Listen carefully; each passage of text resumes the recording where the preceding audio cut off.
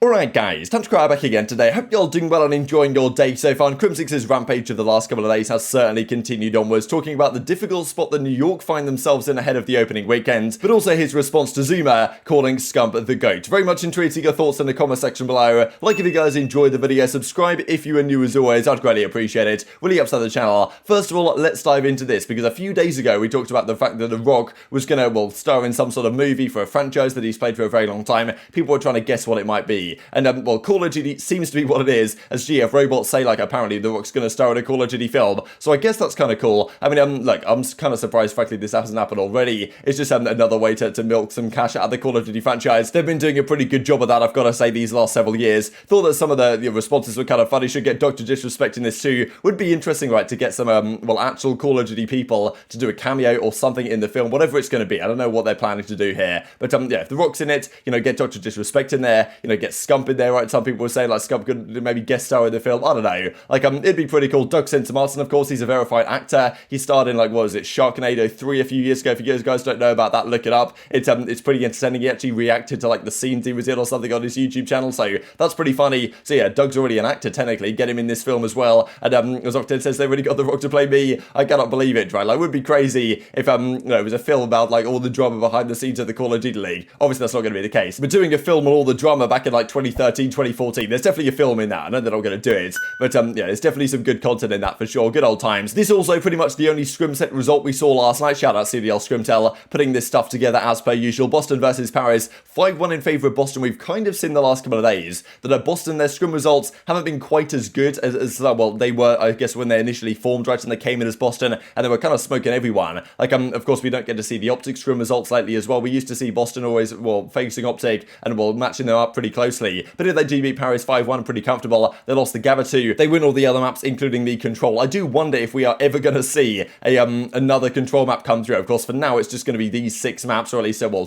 hardpoint maps, 2 Control maps. Far from ideal, but, still, maybe another map comes through. A London Docks, people are certainly hoping for, might arrive. A Saint-Marie Dumont as well. If they do bring any of those maps during Season 2, which I guess is coming on February the 14th, then maybe we get some map set change. I'm sure it'll happen through the season, but hopefully sooner rather than later. So let's talk about this then for the New York Sunlighter side. This Versi was a great video. Like, it's honestly a shame it was only 2 minutes long, right? Like, Hydra, really entertaining player, great character, and it's good to see more of him, right? And Sunlighter's really stepping up their content game. They get him to kind of go through, like, old school logos and guess which ones they were. He pretty much got all of them, which I thought was pretty impressive, because it seems like he's not too clued up on his Call of Duty history, right? This, of course, is the Curse logo. Also, Strictly Business, I thought was one of the best brands we had. Really nice logo as well. But anyway, Hydra's certainly been in some discussion from Crimsix the last couple of days, because of exactly what is going on with their roster right now. They, of course, a lot of people talked about the fact that they didn't really get much practice going into the kickoff weekends. Part of that was because Hydra is back in Europe, right? He went home to France, and then by the time he got back out there, like, they didn't really have all much that time to prepare. Now, to be fair,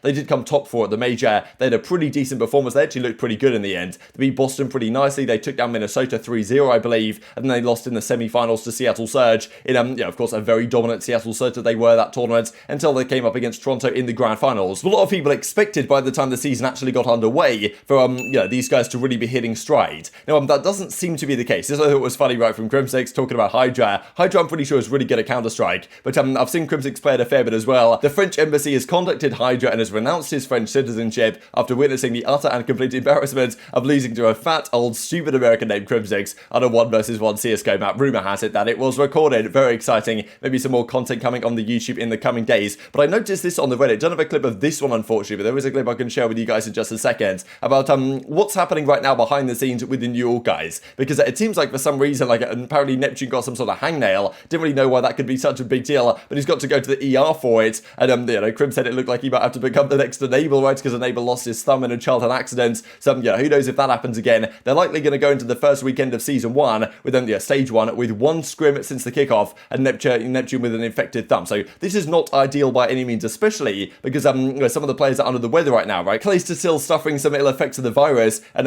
supposedly Hydra also been unwell. Now, as Crimsix is going to say right here, like, it seems like this might be affecting their practice quite significantly, and how they're preparing into the opening weekend. Subliners can't, bro. Our physical health is completely lacking. Not only that, Clay's got COVID, okay? A little bit of a bitch about it all. No, that's actually, Paco was actually the one who was a bitch about COVID. you know? He was the one who was, he was pretty much like, you know, he had his mic muted in scrims. Let's just say that. And so, what do you mean I have COVID? Oh, little bitch. Clay's out here playing 8s. Now, that was not where Crimsix was finished for the day, because well, Zuma, he was in a call with Zuma, right? And of course, there's always the talk about the GOAT conversation, who's the greatest of all time. It's been brought up again in tennis, actually, the last few days as well, if you guys have been following the Australian Open, with Nadal winning that one, getting his 21st Grand Slam. But, you know, Crimsix has obviously resoundingly won the most championships in Call of Duty. But Scump's always kind of been in that conversation, like, especially this year, I was kind of mentioning that if Scump wins his second ring, his second World Championship, and, like, you know, gets another couple of tournaments on the line, where does that leave? Because, of course, you've got the longevity conversation to be had as well. And yes, Crim's still going to have the most tournament victories, but you know, still the conversation is always had about Scump because of the pure talent and the fact that he was the best player in the game for many years in a row. That Crimsix maybe was in Ghost for a little bit, but there's always kind of the thing that says, okay, can you be the greatest of all time if you were never like the greatest at any individual point in time? But I think that Crimsix, to be fair, was, so I still think he qualifies. But still, there is the conversation that was had. Zuma's kind of joking around and saying, okay, Scump's the GOAT, Crimsix, and he says, look, he's got something to say to Scump, but he's going to leave it for now. None of you listen. Scump's the real GOAT for sure. Oh.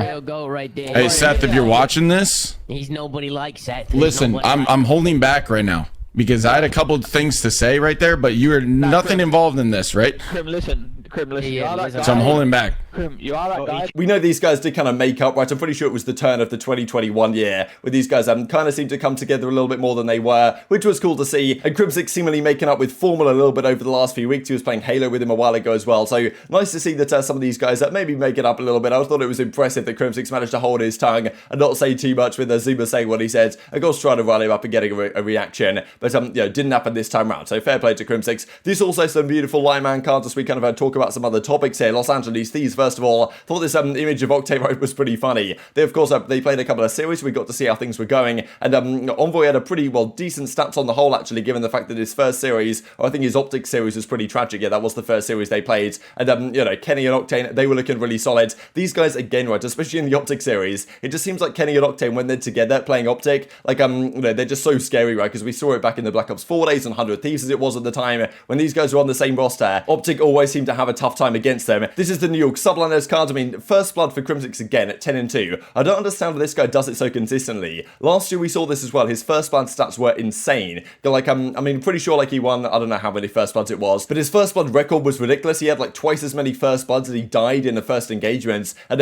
again at the kickoff weekend, he's 10-2 here. So he's starting to go for as he means to go on, I suppose. Like, I don't know how he does this every time, but it seems to have a knack for getting first bloods. You know, well, it's obviously very impressive. 91 overall at World Card, as our lineman points out right here. This is, of course, Minnesota as well. They had a difficult time. They got 3-0'd, but in fairness, Major Maniak has a 1.58 in the hardware, but they lost that map against 41 in 26, and they still lose it. And of course, when you're only seeing one map, right, it doesn't really mean all that much. This also from Crimsix, I thought was an interesting take. If you guys played COD 4 or Modern Warfare Remastered, like, you know, Strike, to me, it was one of my favorite maps. Whenever it was Strike, Search and Destroy, just a fantastic map the way it plays. It's really big, honestly, for Search and Destroy. You need a lot of time to make it work, but the way the crosses work, the way the bomb sites work, there are some kind of, you know, cruddy angles you can certainly hold on Strike. But well, Crimsix's opinion is Strike is the best ever Call of Duty map of all time for pubs and competitive. I won't be told otherwise. Of course, look, for Search and Destroy, I thought it was phenomenal. One of the best, you know, best maps ever, no doubt at all. Public matches also had a very good time on it, but there are some power positions that maybe, yeah, maybe made it slightly difficult to get an M16 at some of these spots. But still, I thought Strike was always phenomenal back in the day. Not sure I would say it's the best map of all time necessarily, but you know, for proper Search and Destroy, like, Strike is the only map I really feel that if it went into Counter-Strike and it was actually played properly competitively in CS, like, it might still work to some degree, right? Which is really rare for Call of Duty maps, which just kind of shows that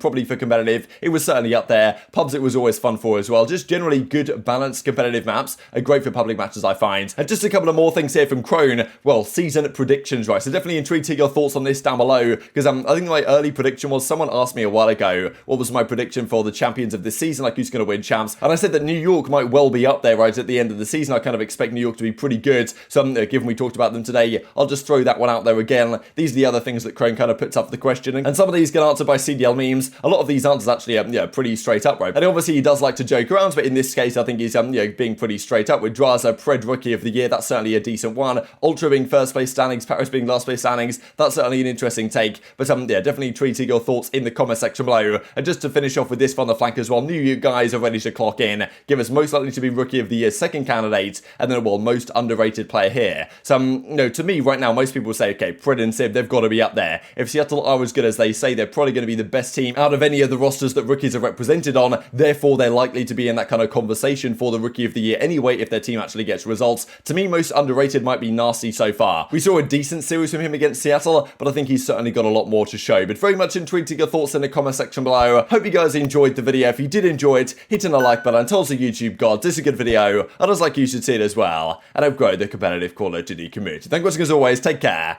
And I will see you next time. What kind of kills? Oh my god. I literally am two-balling dude. Look at it. Is he starting a new meta? Wait, is this guy starting a new meta though? I wonder, are people actually going to start using the well gun? Like, are people going to use this? Yeah, I think we'll go through. Yep, in the back. I feel like this is a pretty good gun to use on boat cage, if anything. Yeah, I think we did. We did. Back right tag on you. Back right tag. I bet. I got him. All right, now we reload. Should be good. Jesus Christ, dude. This gun actually does shred though. I doubt it. Why though? Why do you doubt it if it shreds like this? Like, look how it kills. Why don't people use it? It's probably just not as good at range, I feel like.